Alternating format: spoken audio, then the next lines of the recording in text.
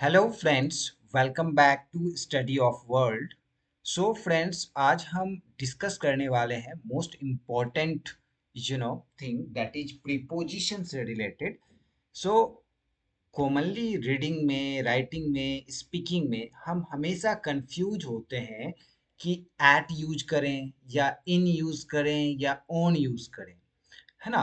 तो क्योंकि जब सेंटेंस हम लिखते हैं, बोलते हैं या यू नो पढ़ते हैं तो उसमें आप पाते हैं पर या में। तो आप कंफ्यूज होते हैं उसको इंग्लिश में लिखने में, पर या में के कंडीशन में एट यूज करें या इन यूज करें या ऑन यूज करें, है ना।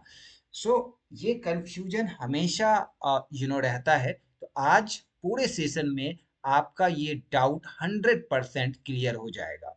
तो चलिए देखते हैं। सो यहाँ पर एक सेंटेंस है, अशोक एक दूध फार्म पर काम कर रहा है ना।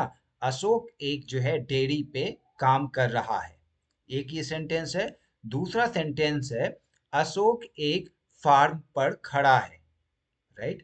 तीसरा सेंटेंस है, अशोक छत पर खड़ा है ना। तो इन तीनों सेंटेंस में आप देखेंगे पर है, यहाँ पर भी पर है और यहाँ पर भी पर है।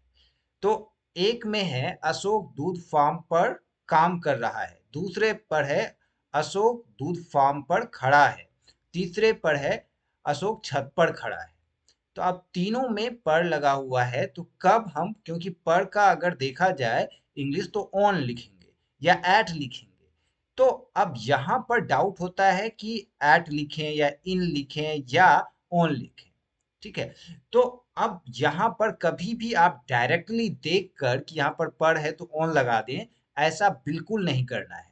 सेंटेंस को रीड कीजिए, उसके सेंस पे जाइए, देन फिर आप प्रीपोजिशन एट, इन और ऑन को उस पे यूज कीजिए। तो यहाँ पर सबसे पहले आप देखेंगे अशोक छत पर खड़ा है। तो बहुत आसान है कि अशोक छत पर खड़ा है मतलब छत के ऊपर खड़ा है ना। तो पर के लिए यहाँ पर ऑन यूज होता है कॉमनली। तो तब यूज होता है, जो कि मैंने आपको प्रीपोजिशन में कई बार ऑन के यूजेस को बताया है। ऑन तब यूज होता है जब टच हो रहा होता है, किसी भी चीज पे, जिस पे कोई वस्तु है, वो अगर टच कर रहा है तब वहां पर ऑन यूज होता है। तो अशोक छत पर खड़ा है। ठीक है। तो यहाँ पर इजीली क्लियर दिख रहा है, बट यहाँ पर क्या है, फर्स्ट सेंटेंस में अशोक एक दूध फार्म पर खड़ा है, पर काम कर रहा है। तो अशोक दूध फार्म में काम कर रहा है, तो दूध का जो फार्म है, वो जो डेयरी है, उसके अंदर ही काम कर रहा है। ये नहीं कि फार्म के बाहर काम कर रहा है ना, वो फार्म है अंदर। तो फार्म के अंदर काम कर रहा होगा। तो आप यहाँ पर विजुलाइज कीजिए, यहाँ पर सेंस कीजिए कि जो अशोक है वो दूध फार्म पर काम कर रहा है, मतलब उसके अंदर काम कर रहा है, फार्म में काम कर रहा है, सेंस ये आ रहा है। तो यहाँ पर सेंटेंस क्या होगा, अशोक इज वर्किंग, है ना, डैश ए मिल्क फार्म, है ना। तो यहाँ पर इन लगेगा या एट लगेगा या ऑन लगेगा। तो सेंस क्या बन रहा है, अशोक अशोक काम कहाँ कर रहा है, डेयरी फार्म के अंदर काम कर रहा है। काम तो अंदर ही करेगा ना। ठीक है, ऐसा नहीं कि फार्म के बाहर काम करेगा। फार्म बना हुआ एक स्ट्रक्चर है, तो उसके अंदर काम करेगा। तो यहाँ पर क्या आएगा, यहाँ पर इन आएगा। तो देखा आपने यहाँ पर कि पर लिखा हुआ है, बट यहाँ पर आप हिंदी के वर्ड के अकॉर्डिंग उसका डायरेक्ट इंग्लिश नहीं लिख सकते, है ना, आपको सेंस करना पड़ेगा। तो फार्म पर काम कर रहा है मतलब फार्म के अंदर काम कर रहा है। ठीक है। तो यहाँ पर क्या आएगा, Ashok is working in a milk farm. समझ में आया। तो इस तरह जो है, क्योंकि जब हम बोल चाल या जो कन्वर्सेशन करते हैं हिंदी में, बोलते कुछ है, उसका सेंस जो है आप समझ लेते हैं, क्योंकि आप यूज टू है ना।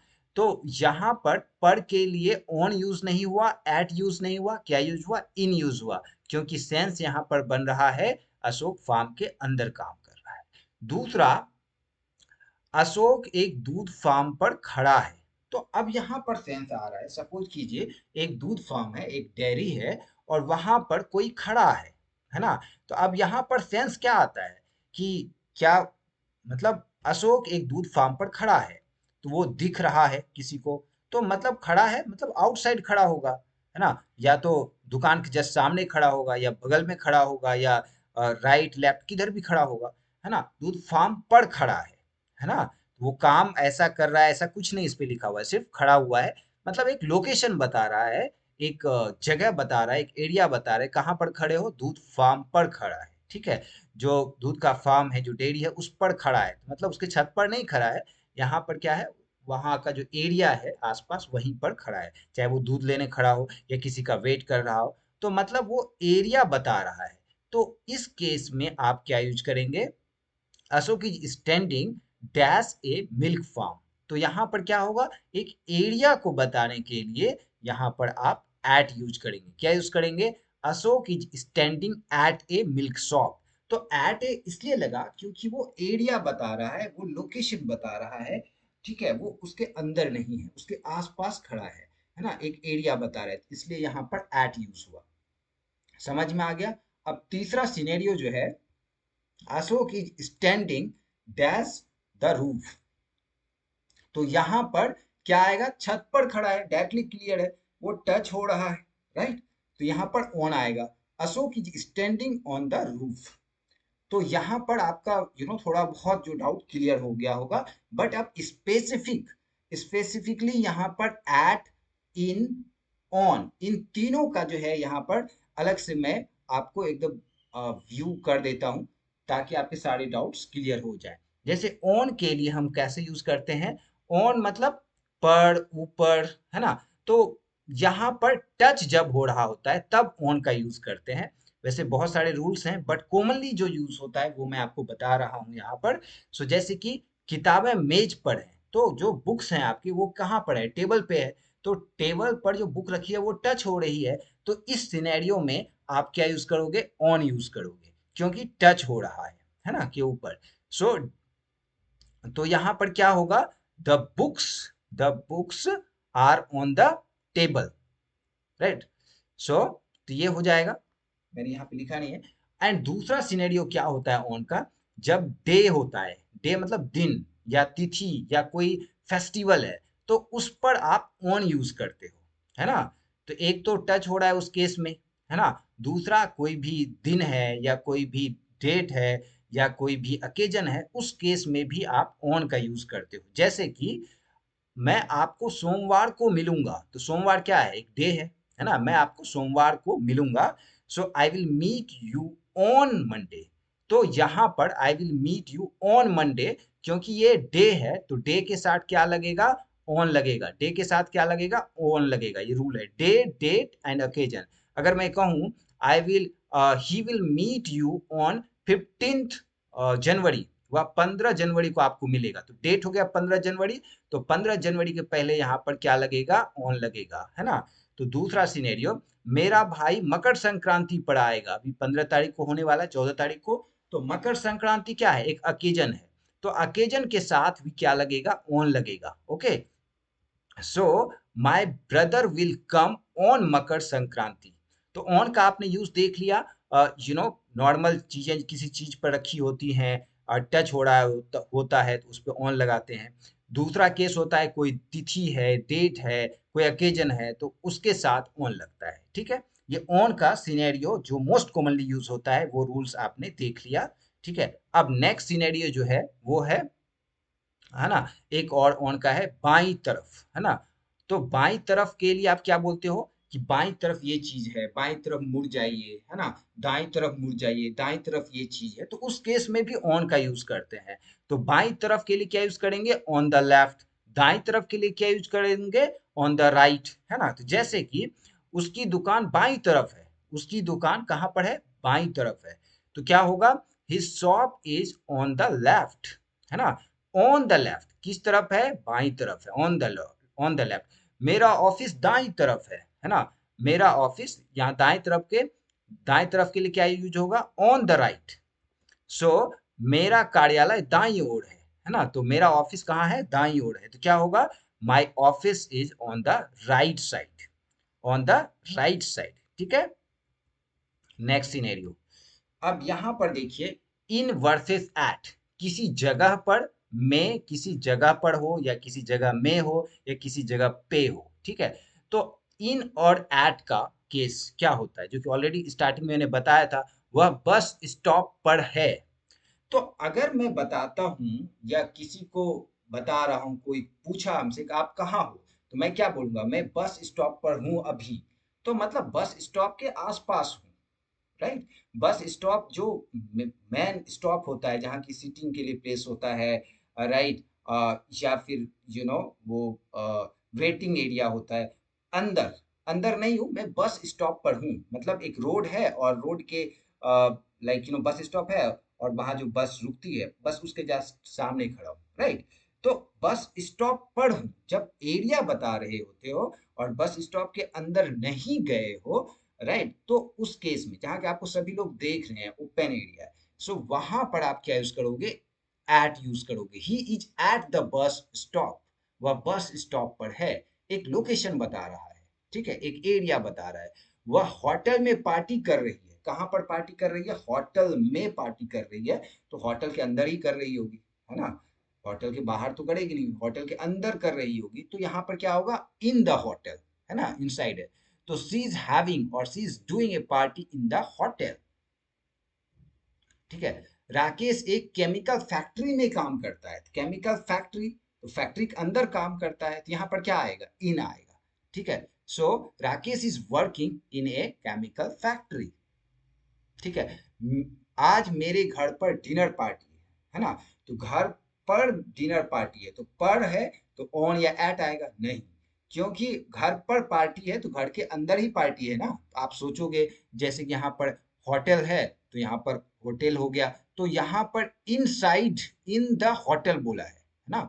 तो यहाँ पे भी इन द हाउस होना चाहिए, इन द होम होना चाहिए। तो यहाँ पर पूरे इंग्लिश ग्रामर में कुछ एक्सेप्शनल केस है। तो जब भी घर की बात होती है तो वहां पर एट होता है ना, होना चाहिए in. Today is the dinner party in my home, but exceptional case में होम के साथ हमेशा क्या आता है, एट आता है। Got it. होना चाहिए क्योंकि घर में पार्टी है, तो घर पर पार्टी है मतलब घर के अंदर पार्टी है, तो अंदर है तो मतलब इन होना चाहिए। बट यहाँ पर एक्सेप्शनल केस के लिए यहाँ पर एट लगेगा होम के साथ, ठीक है। Next case. अच्छा, जब कोई मौसम की बात होती है, जब कोई सीजन की बात होती है, तो वेदर की बात होती है, उसमें इन लगता है। हम सर्दियों में शीतकालीन पार्टी करेंगे, है ना। तो सर्दियों में इन द विंटर, है ना, we will have the winter party, है ना, हम करेंगे, वी विल हैव द और we will do the winter party in the winter, है ना।